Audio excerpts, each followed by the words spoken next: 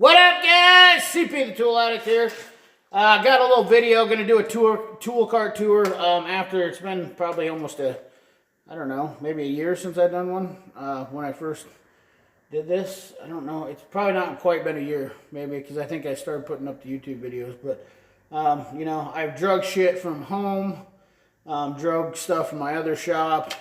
You know, I got a lot of tools all over the place, and this cart is out of space, and I got to really start thinking about doing something. So today's been a rough day, and I like to do a little, what I call toolbox therapy. You know, the Jamestown cart's been a great cart. All the drawers are, this is 2, 3, 4, 5, 6 drawer cart. They're 34 by 19 usable inside space. And, you know, it's been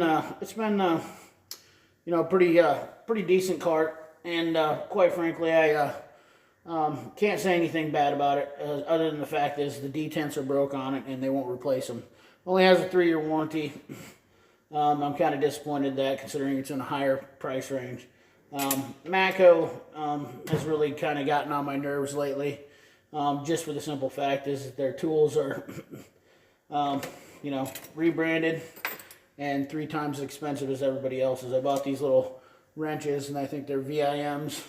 They're rebrands, and they're almost $100 more. Much like their thin wrenches, you can buy these from Capri, and I think they might sell the VIM version, but they sell their version of thin wrenches for like $180 for a set, and these things literally cost like $45, $50. So, you know, I don't understand how some people think that Matco's on the top of the world and they're that great. I like their tools, don't get me wrong, I like buying stuff from them, but you really have to watch what you buy from them, because you will get burned quick. Real quick, in fact, because out of all the tool companies, they are sometimes the most expensivest. And not only that, they're most expensive on rebranded stuff. So, sorry about the little rant there. But anyways, we're going to kind of go over a quick tour and kind of show you guys what exactly, how bad this has gotten here. And I'm going to pan you down, because we're going to start off here in the corner. Underneath my tool tray now, I've started a collection down here. I've got a bag of wrenches from Mac, and then I've got my 1/4-inch ADV universal socket set, which I love, and I've got an old scan tool, Snap-on brick scan tool, which I use for, you know, older OBD1 stuff. Absolutely love that scan tool, it's great. Then, of course, you see the shelf here is compiled of, you know, my meters and rivet set and scrapers, more 1/4-inch magnetic sockets, electrical connectors, chargers. It's absolutely, this thing is probably close to being maxed out on its. I got my trim clip tools. I've got all my RBRT bits there, and now I've even resorted to hanging my tools off my box. That's how bad it's gotten. So we're gonna pan you over here, and I'm gonna show you. You know, this is how the cart looks, basically, and I even got some stuff over on top, right up here. You see this? I've stacked it on top of the press. Space is a big issue here with where I'm at, and quite frankly, I don't want to take away from space if I can add technicians. You know, real estate means more to me than, you know, so sometimes when you're in this situation, and granted, this is the fullest box you'll ever see on YouTube, I promise you. You can look even up here. I have utilized every single inch of this toolbox in every way possible. My light hangs up there so I can grab it off. All the real estate I've used on the back of the hood, nut drivers and lights, socket holders, power station, you know, more magnets, the flat magnets. I've got my Mac 0-degree offset Matco ratcheting wrenches, some random screwdrivers. All these holders over here are filled up with pry bars, tape measures, picks, whatnot, more screwdrivers, and you know, so I'm probably, and then we got picks. I've got my scan tool stacked underneath my launch die guns underneath there, which I use almost every day. You know, it is It is a absolutely ridiculously overfilled toolbox by every means. And the detents didn't break because of this. The detents were already breaking before I even got it to this full. As you see here, the first drawer, try to give you guys we're going to give a little down view here. The first drawer here, you can see that all my ratchets, extensions, stuff that I use, that stuff is, you know, there's not an inch of space that I give up. You know, I mean, besides hanging my tools off of the side of the box, all the lights that I got too. I don't know if you see the Snap-on magnetic light on the side over there. I got those 2 magnetic lights. And then I got my Cornwell light. Whoop. Yeah, here we go. Got my Cornwell light. Gosh darn it. Got my Cornwell light up there. You know, magnetic bowls, whatnot. I mean, this box is absolutely stuffed to the gills. Nobody's got a fuller tool cart than this. Then my wrench store. So what I find myself doing on a bad day sometimes is I do some toolbox therapy. I try to make space out of nothing. You can see that everything in here is just, the toolbox widgets made a huge difference.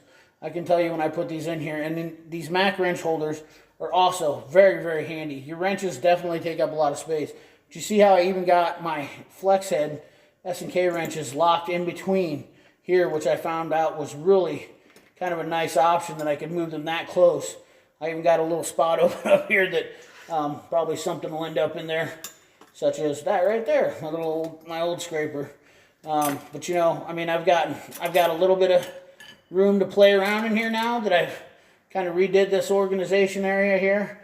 You know, we've got random screwdrivers and random picks, seal picks, and picks like that and stuff like that over there. Trim tools, trim clip tools, tons of them. You know, the old Sheffield knife. This is the box cutter. I've had this old girl for a long time. Like that little knife to stay in my toolbox, but you know.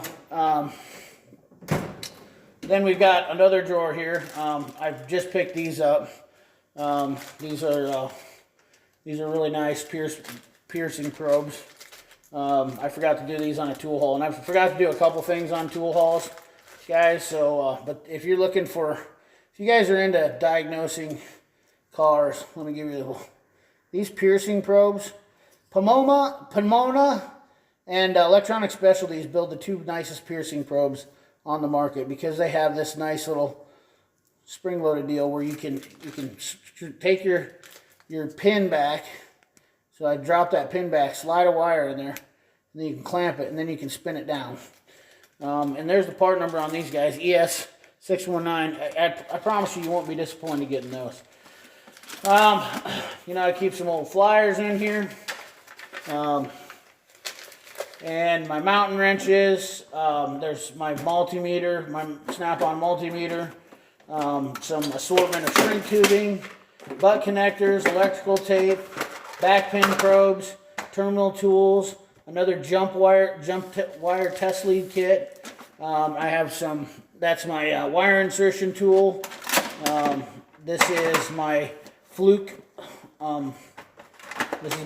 kit for my wires. I just have a random assortment of wires.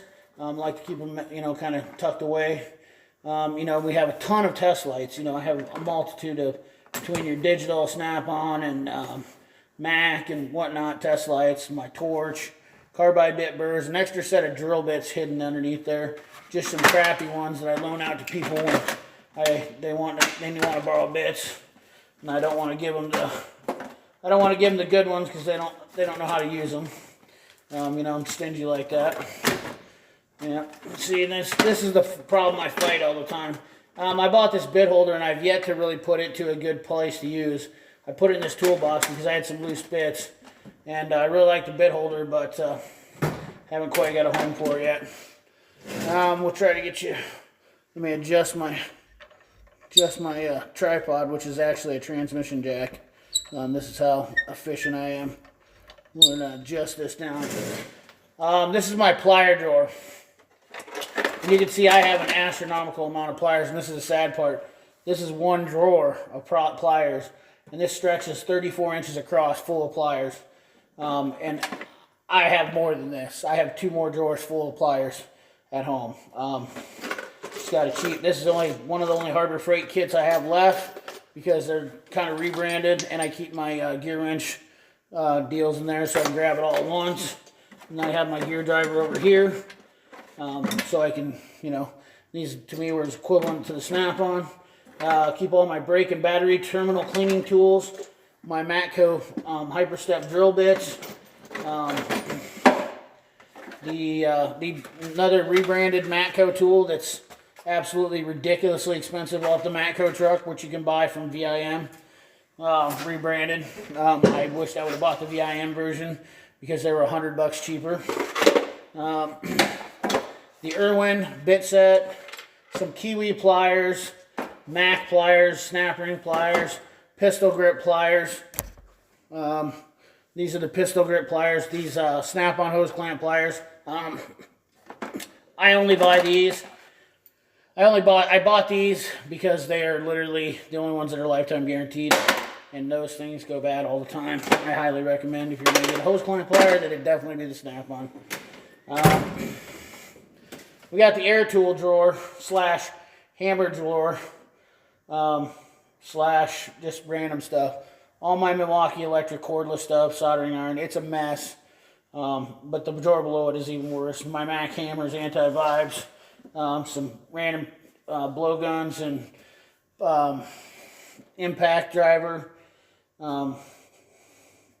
Just a hodgepodge. Tire tools. I got a good deal on that because he said nobody was buy this, so he sold it to me for like $40. That's another rebranded tool, but for doing tires and valve stems and valve cords and stuff like that, it's kind of handy. This bottom drawer, I'm not gonna really pull out. I have both my torque wrenches in the back there. My Snap-on Tech Angle, my 3/8 Mac. I have an Electronic Specialties test kit. I have my power probe, my Snap-on power probe. My launch case, which I don't know why I keep in there. I need to take that out, and that would free up a bunch of space. Borescope, seal drivers, coolant refiller, Venturi coolant refiller, Matco, some rags, and then I have some like sprays and stuff like that I keep down in there. There's anything else? Matco catalog. I've never used pretty much. Besides, now that was a very quick and dirty tour, but I wanted to definitely get this thing switched back up here onto the top side so you guys can stare at all its goodness. Sorry, I just thought the tranny jack would work really good for doing this, being a tripod, since I didn't really have anything that was worthy. Sometimes you got to be inventive, you know, what you do, what you use.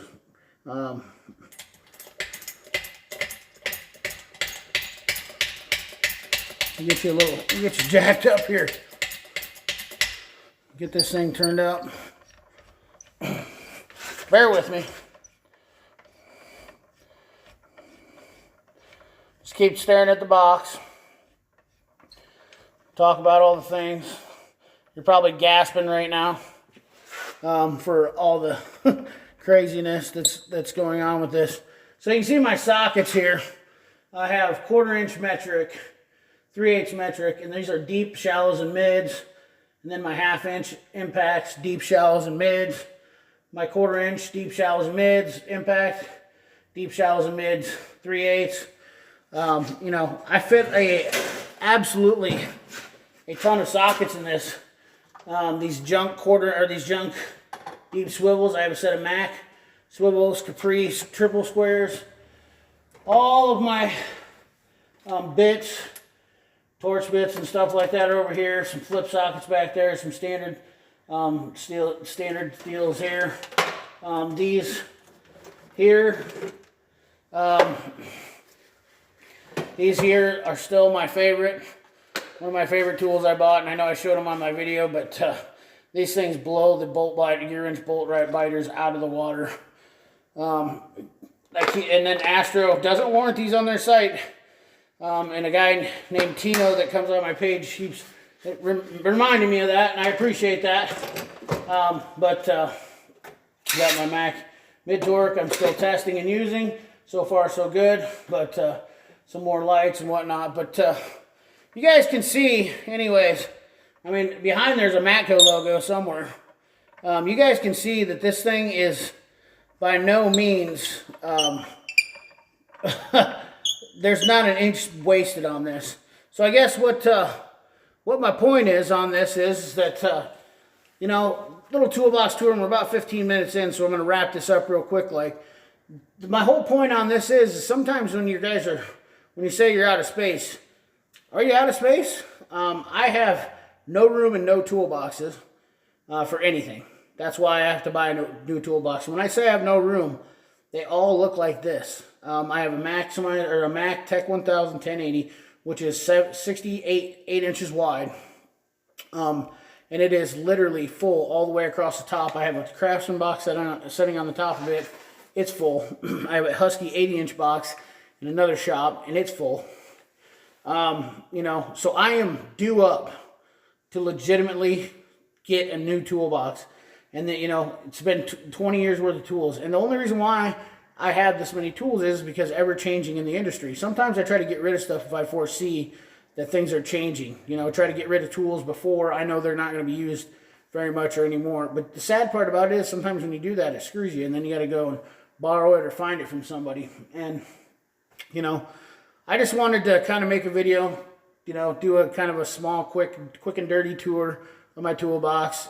You know, it was kind of a stress reliever for me to do that. You know, I've had dumbasses on YouTube running their mouth.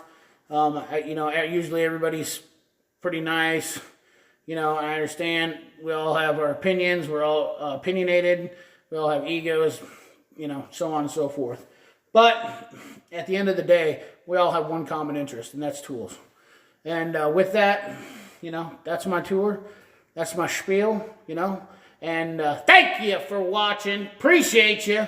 Like, comment, share, subscribe, ring that bell so you can get more notifications when I post videos. I know I've been posting a lot, but you know what? They might not be in a lot soon. Might be less after a while. So, appreciate you watching. Thanks, guys.